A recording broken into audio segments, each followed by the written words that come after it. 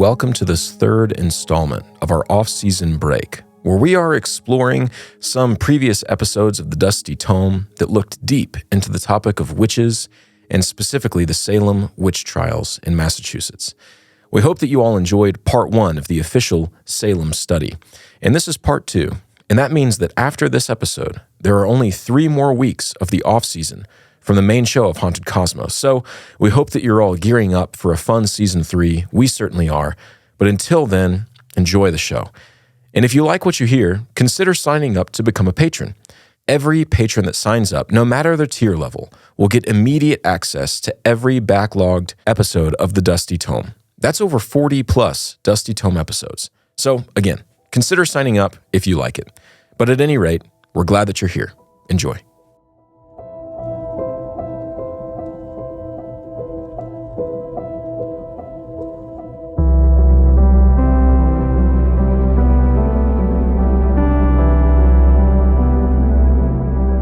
Witchcraft, or the twisted and evil and improper use of supernatural power, has been around since days before words were ever even written, or so it seems. For example, long ago, it probably seems like many worlds ago to many of us, the patriarch Jacob took he and his household into the land of Egypt.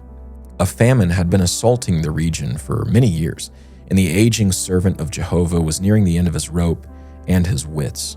But by some miraculous turn of divine providence, old Israel himself had learned that his most beloved son, Joseph, the one he thought was long dead, was actually alive and was ruling in Egypt, second in command to Pharaoh himself. And Joseph had bid his father and his brothers and all of their household with them to come to Egypt so that they might dwell in a land of security and sustenance. Thus began the nation of Israel's long sojourn in the land of Egypt, the land of Goshen. Long would be their stay in this fertile place along the banks of the Nile Delta, and near the end of it, it would grow hard and tiresome. The Egyptians grew threatened by the blessing and growth of Israel. Perhaps they'd even grown envious of God's people. And so they put the Hebrews to forced labor, driving them like oxen, demanding they make bricks while failing to provide them with straw. Indeed, anguish ensued for Jacob's progeny, and in their anguish they called upon the God of their father, and God heard their plea.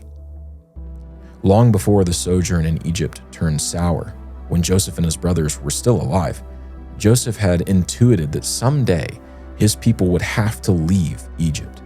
Indeed, they would do well to.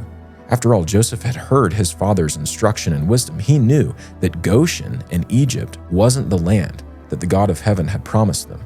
No, Canaan was.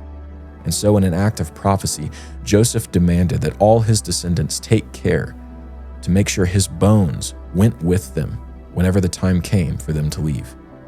And some 400 years later, as God's people cried out for help, that time came.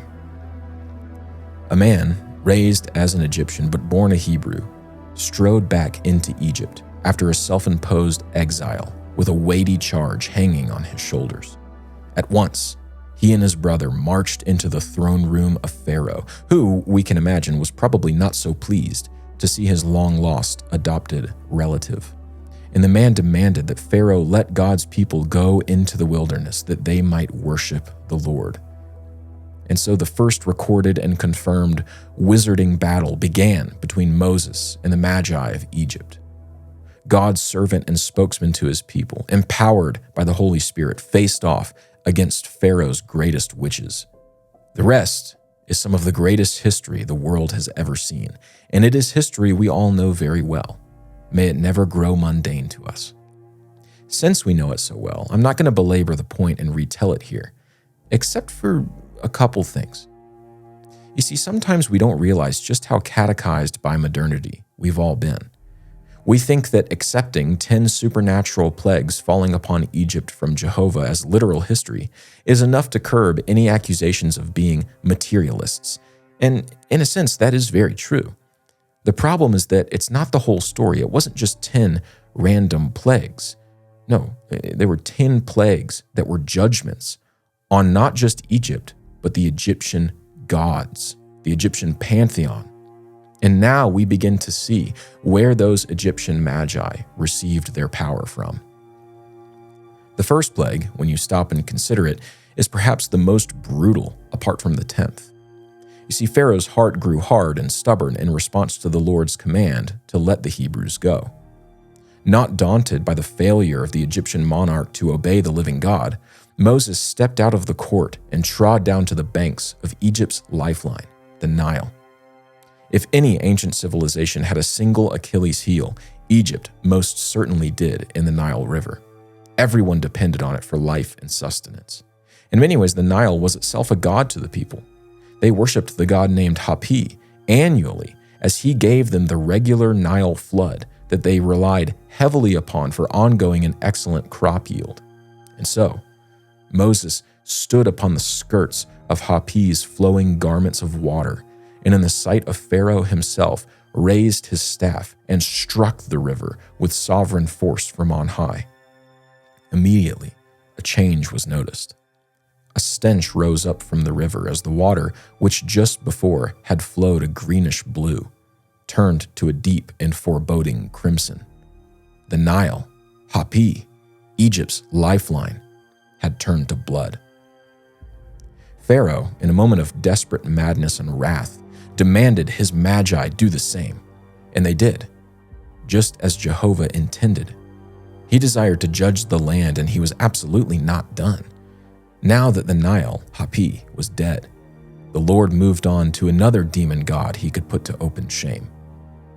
And here we begin to pick up the threads from last week, threads of divine decree that will carry us through time and space until we arrive once more in the small village of Salem. For the second plague against Egypt, after God had poured the blood of Hapi into the Nile River and killed it, Jehovah used a curious agent to carry out his wrath: frogs. From the water that had just turned back from a red onyx blood came countless frogs that tore into Egyptian homes and beds and tables. The people couldn't walk without stepping onto the slimy and squishy backs of frogs. Though this may seem random, it's far from it.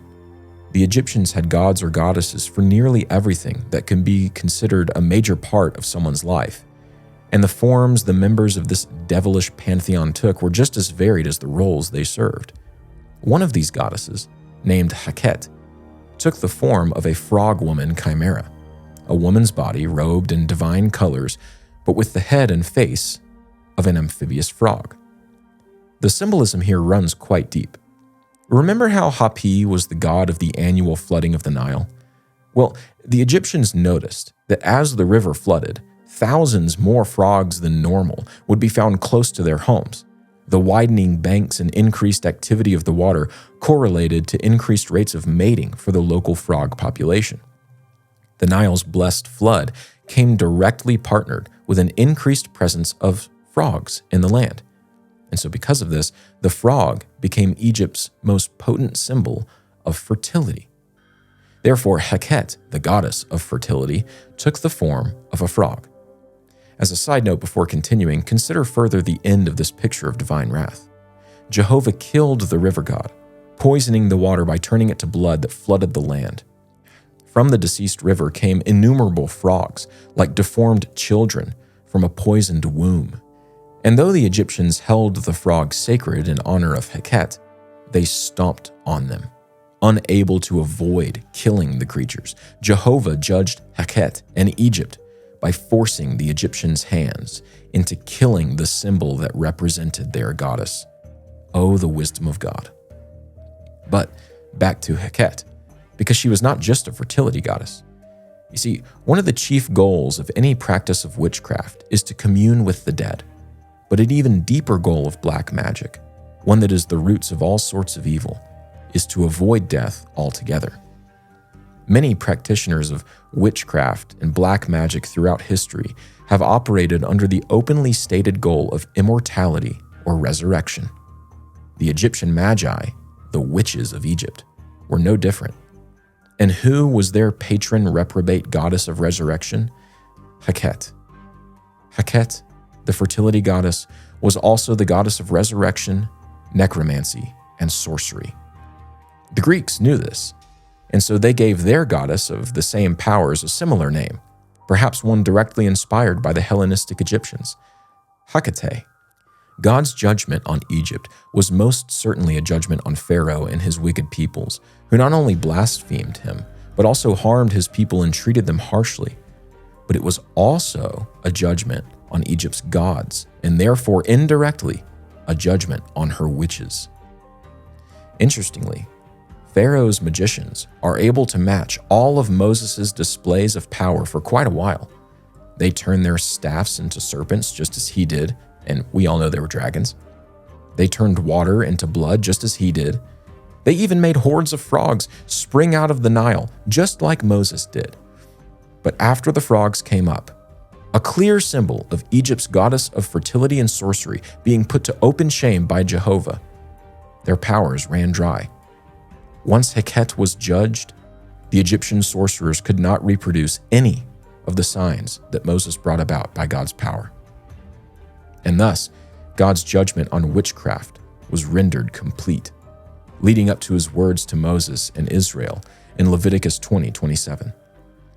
A man or woman who is a medium or necromancer shall surely be put to death. They shall be stoned with stones. Their blood shall be upon them.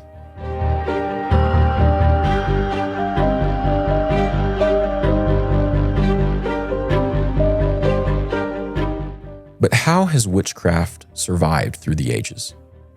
Or what I'm asking is, it seems like witchcraft had a massive gap in prominence from about the time of the Witch of Endor in the Book of Samuel, right up to the European witch hunts that began with the start of the Renaissance. But is this true?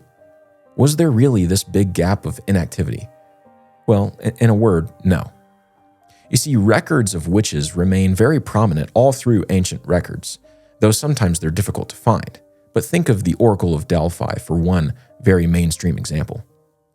As the first Christendom swept through Europe, the polarizing nature of magic in general began to make itself known. There are basically two overarching categories of magic: light or white, and dark or black. White magic is the practice of twisting the arm of the supernatural in such a way that you or someone else benefits positively from it.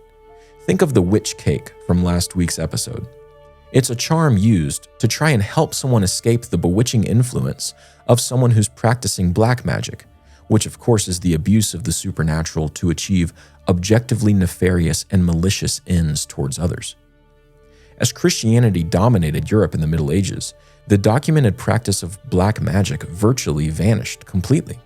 Almost no records exist of any witchcraft being even close to mainstream on the mainland of the European continent. Naturally, as Christianity's influence waned with the onset of the Renaissance, Enlightenment, and Romanticism, the documented practice of black magic once again reared its ugly head, and witch trials came with it. But this isn't the story for the entire world, or even for the larger region of Northern Europe and her islands. As we continue following the thread laid down by the story of God's showdown with Heket, please allow me to take us through the northern marches of Iceland, the island of witches. Due to its isolated place in the world and its proclivity to grow quite cold and dark for large swaths of the year, though let's not forget, it also grows quite warm and full of light too. Iceland did not suffer under the same influences as the mainland or island of Britain at the same time. Things changed slowly in Iceland. So, the initial culture of the Norse Viking settlers proved to be a robust one, with looming threads remaining even through its eventual Christianization and up into the present day. One of these cultural practices that Iceland is known for is the use and abuse of magic to sundry and oftentimes unpleasant ends. The manipulation of the supernatural, the communion of the dead, the seeking out of someone to sell someone's soul to so that they might never have to see death, which is an ironic deal for both parties if you think about it, found its zenith in the Norse peoples of Iceland. And one of the chief means by which Icelanders would seek these ends for themselves or others was the practice of using runes. Carved into stone, the Norse and Germanic runes would serve to mark whatever monument they were on as a talisman, a pillar of memorial and power that marked the bond between the human end user and whatever dark entity he or she was trying to partner with. After having carved the runes into the stone, the witch would somehow cut themselves, using the pouring blood from their arm to fill the runic grooves that were just made in the rock, immortalizing the act as the witch quite literally poured his or her life into their work. As the red beads filled each crevice, the witch would speak an incantation, sealing the spell into the runes and giving power to the message he was seeking to send to the demonic gods of his land. A curse on neighboring crops, a disease falling upon a household, the death of another villager, the resurrection of a lost loved one, the immortality of oneself. All of these motivations and more were what lay behind these acts of necromancy and sorcery mixed with self-mutilation. One stanza from the Homaval saga provides a striking example of just how ordinary this idea and practice must have been to so many. In the story, the god Odin speaks and remembers a particular spell, saying, quote, "I know a 12th one. If I see up in a tree a dangling corpse in a noose, I can so carve and color the runes that the man walks and talks with me." End quote. As the Reformation finally reached the shores of the island of witches, its influence wavered and was almost completely stalled. But eventually the Protestants won the island for Christ, and witchcraft became fully outlawed. And yet some spark of the old strange fire clearly remained in the hearts of the island's people, because today, in our enlightened modern world that supposedly has no room for the old gods, the neo-pagan practices of yore are making a vengeful return. To this day, a community of thousands of Icelanders ascribe themselves to the ancient Icelandic mythological religion of Asatru. Some of the practitioners continue in the old, antiquated sorcery that marked the old days of the island as truly and obviously dark. But mostly the modern pagans perform their ceremonies in an attempt at appeasing the earth, nature. These people play with forces they know nothing of, summoning things that cannot be easily unsummoned, but then brush away any critique as useless and paranoid because really, they claim, they're only interested in preserving and worshiping nature, who is their god. And thus we find our way to the predominant genre of witchcraft in Wicca that we see today, one that is focused on Mother Earth, Gaia, the serpent woman in the belly of the dirt to whom we all, according to them, owe our undying allegiance. But while this seems a more palatable take on the return of witchcraft, one more sensitive to modern sensibilities, the question must be asked: if we believe there is real demonic power behind these things and practices, however harmless they may seem in the grand scheme of things now, what is the end of this modern Wicca? What's the end game? Or to put it more succinctly, in what direction is it headed?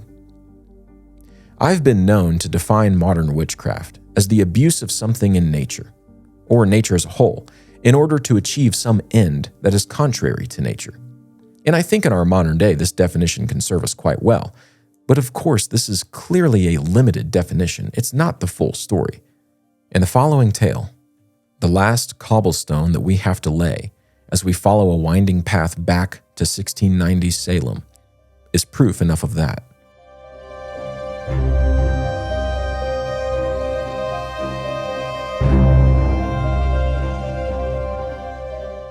As the resurgence of witchcraft began in earnest, following the emotional and mental bankruptcy afforded to all those who invested in the Enlightenment, a new practice of theirs began to be warned about in villages all throughout Europe. The Witches' Sabbath is what they called it. It was a title meant to designate something they already believed was happening for all time. Basically, the witches of any local area would pick periodic days in which they would all gather in the wilderness or woods together in order to collectively commune with demons, participating in macabre rituals and heinous acts that everyone thought would be best not mentioned in decent company. Whether this was a proper title that represented an official practice of witches is somewhat beside the point. It became a thing that many people fully believed was happening, and it was one that they hated with perfect hatred. The Puritans that feature so prominently in the Salem narrative are no different. They hated the Witches' Sabbath. Remember how we talked about their view of the woods surrounding their settlements, as being a devil's playground when they first came to settle the New World. That idea is very practically connected to this one. And so they viewed any who spent an abnormal amount of time in the woods alone with great suspicion, especially if they were women, thinking that they might be engaging in witches' Sabbaths, bringing evil and wrath upon their land from God. Frankly, the Witches' Sabbath has never been confirmed as a common practice among those who profess to be witches. However, a recent headline has called this idea back into the forefront of our minds, forcing us to reckon with the fact that maybe, just maybe, the hyper-conservative Puritans and their contemporaries were actually right to fear this rumored vice. Corinne Stanhope, a 36-year-old woman living near the Powell River in Canada, recently had her name strewn all over the news because of some unsettling things she discovered on her property. Self-described as a lover and student of nature, Stanhope had been horseback riding near her home when the mother of three stumbled upon a freshly dead deer carcass. While most, dry heaving at the quickly forming smell of rot, would probably spur into a trot and get downwind from the thing as quick as possible, Stanhope enlisted the help of her grandfather to instead drag the carcass back into their property. Now, bear with me, this isn't a story of Stanhope being a witch herself. No, what she did was set up the carcass in front of some trail cameras that she had peppered around her yard.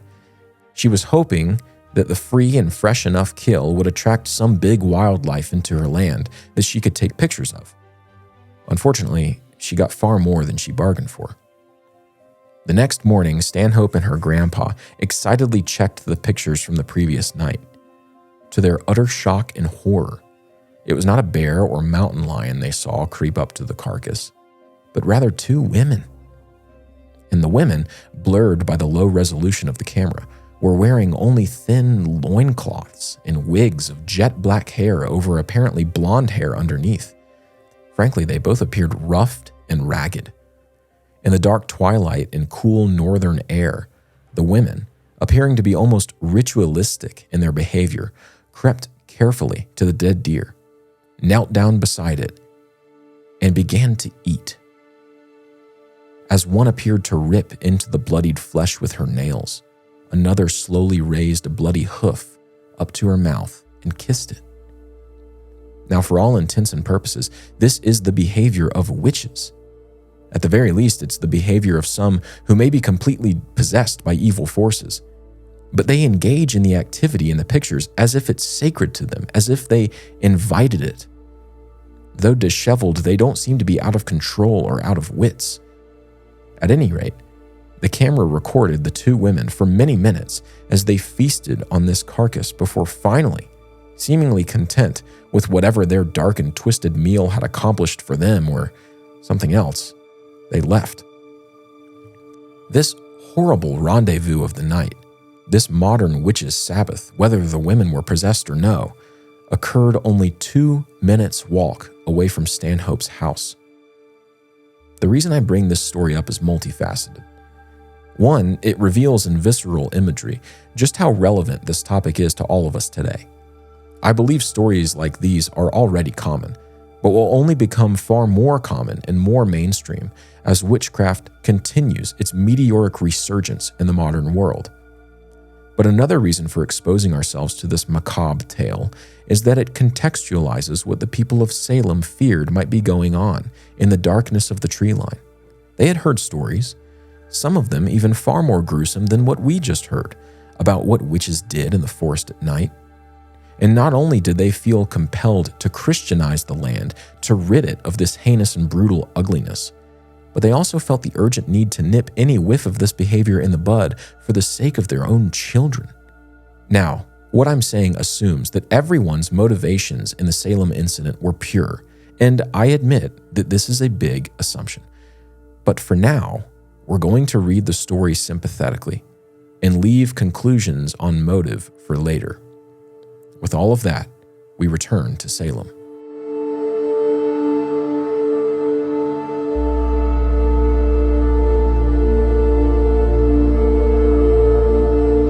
The servant Tituba sat dejected in the drawing room of the Paris home. Her little friend Betty Paris, upon eating the witch cake the native woman had made, quickly began accusing her of being the one to bewitch Betty and her cousin, Abigail Williams. But was it true?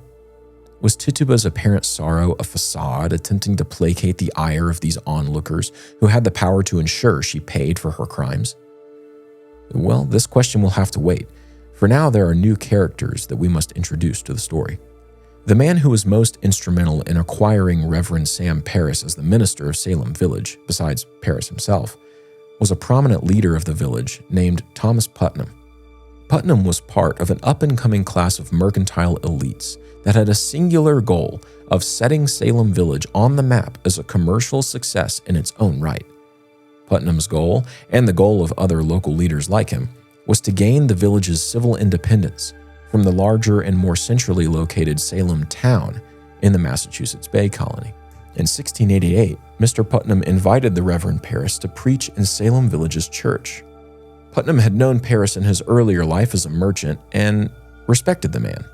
When the need to find a new village minister arose, Putnam immediately recalled how someone told him that Parris had left the merchant world behind to pursue the calling of a divine. Eventually, as we all know, Putnam was able to bring Parris into the village as her minister, but it was not without some level of difficulty. Another leader of the town, a man named John Porter, was opposed to Parris becoming the new minister. Now, full disclosure, this opposition had little to do with the Reverend's qualification or skill. Rather, Porter was opposed to him being minister because Porter was opposed on nearly all points to Putnam. The two of them were heads of the most influential families in the village and had been vying for the position of top dog for some time by 1692, when the witching events began in the Parris home. In his effort to undermine Putnam's recommendation for the man who would lead the village in pointing their lives towards heaven, Porter hoped to gain credibility from the town by flexing his power of persuasion over the rest of the village elders. Now, of course, he failed to accomplish this, and many believe that this was just another nail in the coffin, perhaps one of the final ones, of Putnam and Porter's increasingly public animosity towards one another. Some believe that this openly secret feud between the two city leaders played a major role in what comes next. For the first raving accusations of Tituba by the crazed and worsening Betty Parris almost exactly coincided with the apparent bewitching of 5 other townsgirls: John Putnam's daughter, Ann Putnam, Mercy Lewis, Mary Walcott, Mary Warren, and Elizabeth Hubbard. All of the girls participated in an unprecedented and horrifying display of bewitching, which included much of what Betty and Abigail had already been suffering: convulsions, contortions, etc., but also carried new symptoms along with it. The girls began barking like dogs, some of them speaking in evil-sounding tongues and letting otherworldly guttural sounds escape from their mouths. The girls attempted to hurt themselves repeatedly in graphic displays of reckless abandon and lack of care for one's well-being. In fact, Ann Putnam, when all was said and done with the trials, continued to decline in her health until her untimely death in 1716. After she passed, her doctor cited the long-continued strain kept upon her muscular and nervous organization during the witchcraft scenes as utterly destructive to her physical constitution. The girls described visions of crone women flying through the winter mist in the dusk skies of their home. They raved on about being visited by 3 specters in the form of 3 women in the night who threatened them with harm upon harm were they to resist the evil influence that had befallen them. Finally, the girls began to echo the accusations levied against Tituba by Betty Parris and Abigail Williams, claiming her as one of the nighttime sprites that was so frequently afflicting them. They said that Tituba had shared stories with them of how liberating it was to give oneself over to the devil's charms, accepting his power over others for the small price of one's soul in return. Some of them even claimed to have been shown by Tituba how the deal is made when alone in the woods with the woman. However, the girls also claimed that Tituba was not alone in her witching. The 2 other specters were also known to the townsfolk and, what's more, already had an air of degenerate suspicion lingering over them. With the eyes of all fixed upon them, with the eyes of the powerful and influential Thomas Putnam fixed upon them in horror, The girls, with little Ann Putnam at their head, accused Sarah Good and Sarah Osborne of witchcraft. 2 Sarahs and a Tituba. An unholy triad of witches had descended upon the quiet and cold village, and thus we have the first lineup of defendant and plaintiff. With Thomas Putnam and Reverend Parris fully believing the claims of the girls, a trial was inevitable. Great authority was now given to the testimonies of 7 children, and justice would have to be reckoned. Putnam, along with 3 friends and colleagues, charged on horseback from Salem village to Salem town to press formal charges of witchcraft against the women. Upon reception of the charges, Good, Osborne, and Tituba were immediately taken into custody by the authority of county magistrates Jonathan Corwin and John Hawthorne.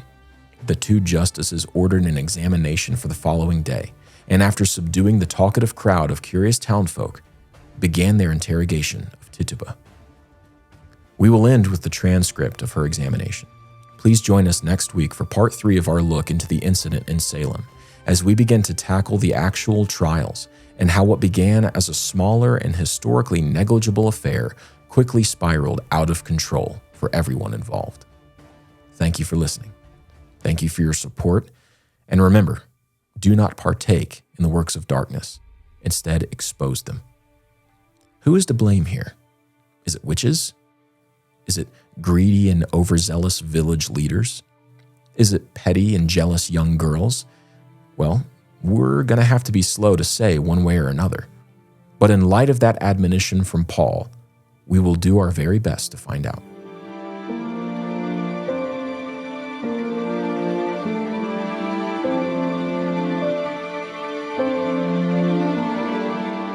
The examination of Tituba, dated March 1st, 1692.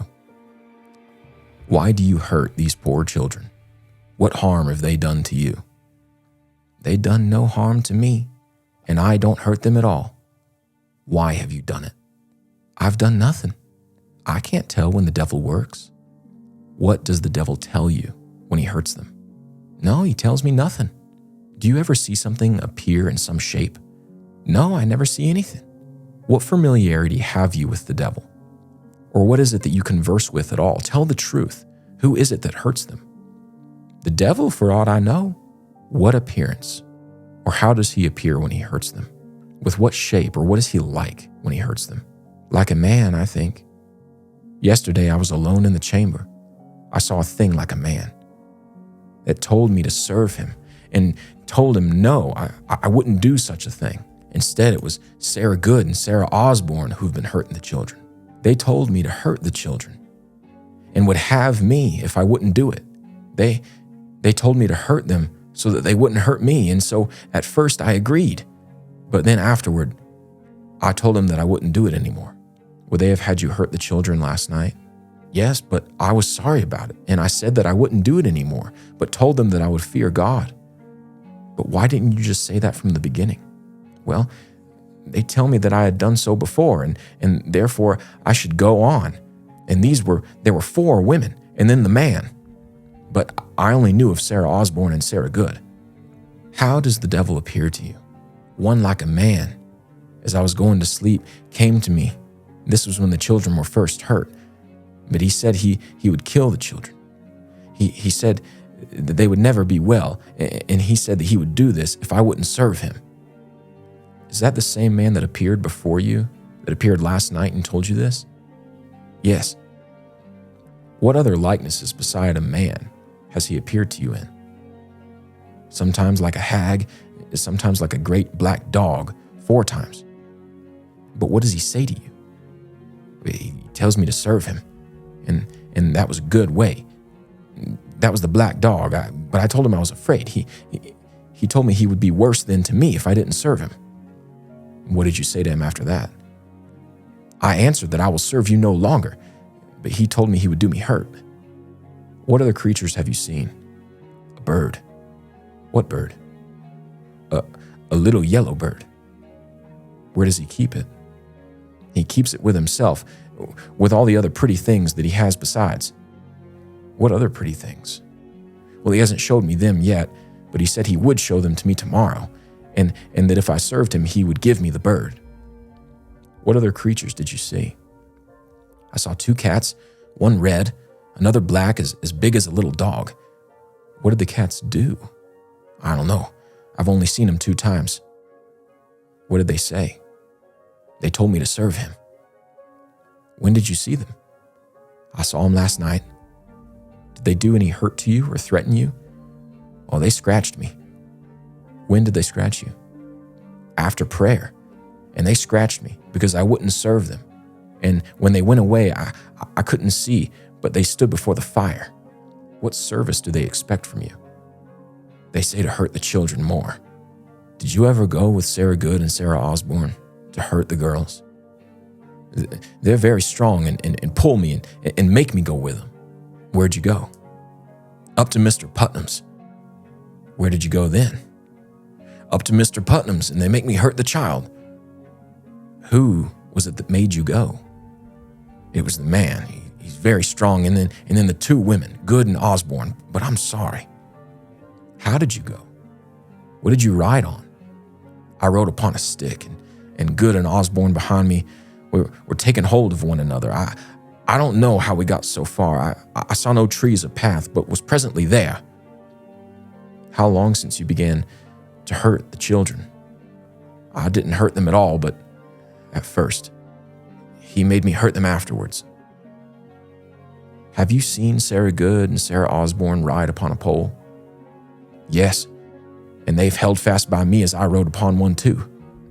Did you ever practice witchcraft in your own country? No, never before now. Did you see Sarah Good and Sarah Osborne do witchcraft? Yes, today, but that was in the morning. But did you see them do it now, while you're being examined? No, I did not. I didn't see them do it now, but I saw them hurt at other times. What clothes does the man appear to you in? Black clothes sometimes a sergeant's coat or some other color, a tall man with white hair, I think. What apparel do the other women wear? I don't know. What kind of clothes do they have? I don't know. What kind of clothes do they have? Black silk hood with a white silk hood under it, with top knots, which women I know not, but I've seen them in Boston.